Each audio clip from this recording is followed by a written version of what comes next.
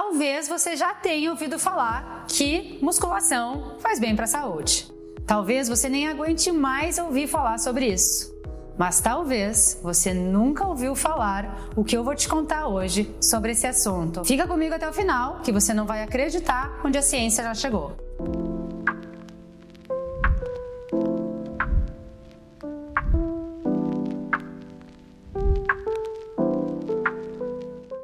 Recentemente saiu um estudo correlacionando a quantidade de massa muscular com a saúde cognitiva cerebral. Eu recebo no meu consultório uma infinidade de idosos que vêm em busca de melhorias da qualidade de vida de forma geral e melhores tratamentos para suas condições crônicas. E eu percebo que é uma situação quase que constante em que esses idosos têm uma qualidade de massa magra muito inferior àquela esperada, inclusive para a idade. Eu entendo que na época dos nossos avós, a atividade física, como é vista hoje por nós, ela não era o ponto central da vida deles e eles também não tinham o hábito de fazer atividade física como nós temos hoje e de encarar a musculação como um processo que vai muito mais além do que a estética e ela pode ser aí a profilaxia ou pode impedir que várias doenças crônicas acometam a sua saúde. Mas doutora Paula, você comentou sobre profilaxia, o que é isso? Profilaxia é quando você impede que algo aconteça, porque justamente você vai tomar as ações necessárias, que são anteriores àquilo que você não quer que aconteça, para que justamente você se previna de algo. Então, vamos falar sobre qual é o papel da musculação, por exemplo, na saúde cognitiva. Esse estudo revelou que pacientes que tinham melhor qualidade ou mais massa magra nos membros inferiores tinham uma melhor saúde cognitiva a longo prazo e os pacientes que tinham menos massa magra eram justamente aqueles pacientes que já apresentavam uma deteriorização cognitiva. Isso significa que em outro vídeo aqui do canal, galera, joga o card depois para eles. A gente falou sobre ficar sentado múltiplas horas do dia e acabar fazendo musculação uma vez ao dia durante um determinado período de tempo. Recentemente saiu um estudo comparando a quantidade de massa magra nos membros inferiores com a saúde cognitiva.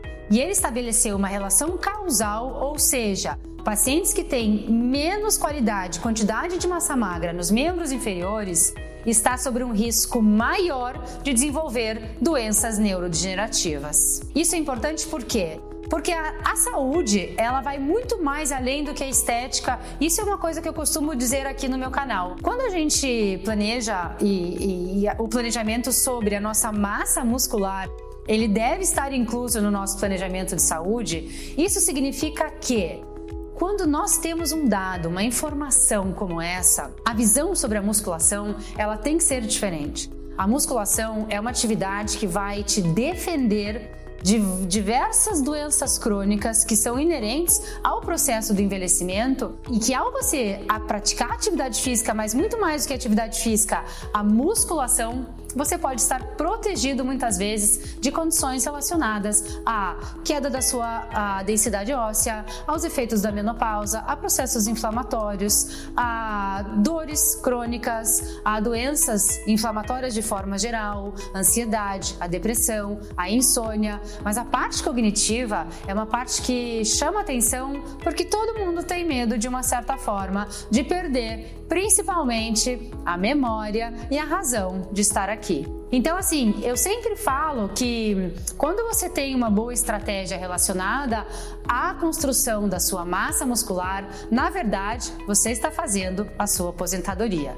Ter massa muscular significa que você vai pegar o seu neto no colo, significa que você vai conseguir levantar do chão se você estiver brincando com ele, significa que você vai poder viajar sozinho e não vai precisar muitas vezes do auxílio de ninguém, significa que você vai ter mais autonomia para levantar da cadeira, para ir no banheiro à noite e para fazer o que você desejar fazer.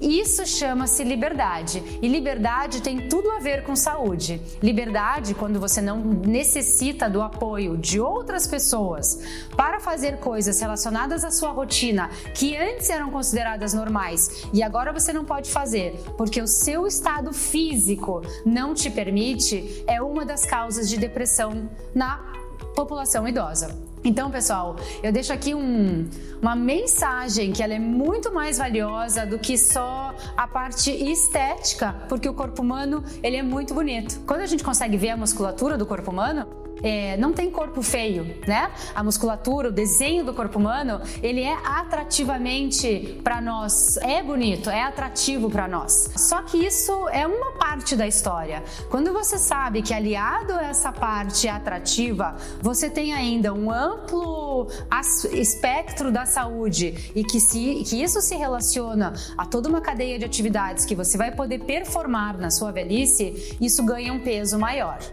Então a musculação não é para você ficar bombado, saradão. Isso pode ter até um benefício para você, mas se você entender que esse benefício é extrapolado por diversas outras etapas da sua vida que podem ser muito mais significativas do que só a sua aparência estética, você vai colocar isso na sua agenda e vai colocar isso como uma prioridade. Mas doutora, as pessoas trabalham e tem dificuldade para achar um espaço na agenda para fazer musculação, para ir para academia. Como que encontra esse espaço para você encaixar o exercício, a musculação na rotina? Legal, essa é uma pergunta frequente. Como é que eu encaixo a minha atividade física, a minha musculação na rotina? Primeiro, prioridades. Eu sempre falo isso no consultório para os meus pacientes. Quais são as suas prioridades? Como é que você quer chegar à sua última década de vida? Como é que você se imagina na sua última década de vida? O nosso cérebro não foi feito para pensar no futuro. Nós temos uma tendência a relembrar exaustivamente eventos do passado, mas temos muita dificuldade de planejar o futuro e se ver no futuro, o que é mais grave ainda. Então, nós não conseguimos nos projetar daqui a 20, 10, 15, 30 anos. E o hoje vai determinar como é que você vai estar na sua última década de vida. Esse planejamento é talvez a situação mais importante que você pode fazer sobre a sua saúde. Eu brinco que diversos pacientes, e eu já falei isso em outros vídeos, sobre insônia, sobre fadiga crônica, sobre diversos problemas que a gente carrega durante o nosso dia a dia e durante a nossa vida e que poderiam ser resolvidos com hábitos mais saudáveis ou simplesmente o fato de você acordar 1, 2 horas antes, justamente para colocar atividade física no lugar em que você estaria, por exemplo, dormindo. E aí os pacientes falam: poxa, doutora, mas eu vou dormir tarde. Comece a dormir cedo. Comece a mudar a sua rotina e a ficar viciado em justamente naquilo que vai te fazer bem. Nós temos uma tendência a sermos viciados em tudo aquilo que nos faz mal. Viciado na pizza, na cerveja, no bolo, no refrigerante, e ao invés da gente priorizar a nossa saúde, nós priorizamos aquele circuito de recompensa bem rápido que faz inclusive que a gente fique na rede social o tempo inteiro e deixe, por exemplo, de conviver com os nossos filhos ou com as nossas pessoas queridas. Pensem nisso, porque o planejamento, ele, como qualquer empresa, como qualquer atividade que a gente deseja que seja bem feita, a nossa saúde deve ser a primeira delas. Então já separa isso como prioridade, coloca isso na sua vida, que você vai colher os resultados. Se você tem alguma dúvida ou quer me colocar uma sugestão, escreve aí nos comentários. Me segue nas outras redes sociais que tem muito mais conteúdo e eu te vejo no próximo vídeo.